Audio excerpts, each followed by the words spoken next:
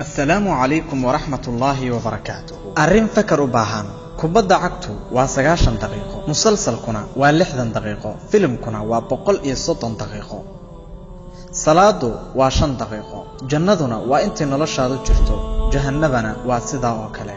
dadka aqliga wanaagsano si wanaagsan uga fakara.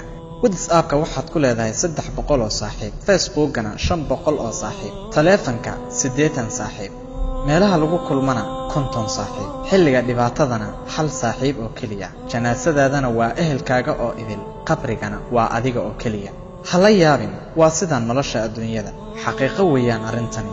salaadaada maahe wax kaloo ku anfacaya ma jiraan. haddii aad kitaabkaaga iyo musxafkaaga boorka dul aragto, naqsadaada ku ooy. maxaa yeelay quraanka qofkii ka dheeraada 3 maalin wax ka badan cudurdaar la'aan waxaa lagu magacaabayaa qof ka hijrooday quraanka. fiiro gaar ah kuguma qasbayo inaad fariintan faafido, laakiinse ku dayashada amarka alle oo ah waanadu waxay anfacaysaa kuwa mu'miniinta ah. waa caalam la yaab leh.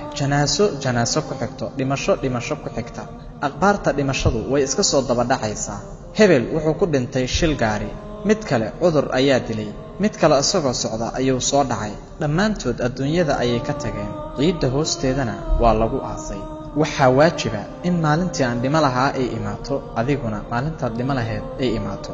haddaba safarka u diyaar garow, lagama soo noqon doonee. ilaahu nagu sug diintaada, cibaadadaada tan u wanaagsanna ina waafaji. rabbanaa aatinaa fi dunya xasana wa fil aakhirati xasana waqinaa cadaaban naar. ilaahu naga ajiib. rabbiyow ka dhow cadaabka qof kastoo faafiya fariintan. aamiin.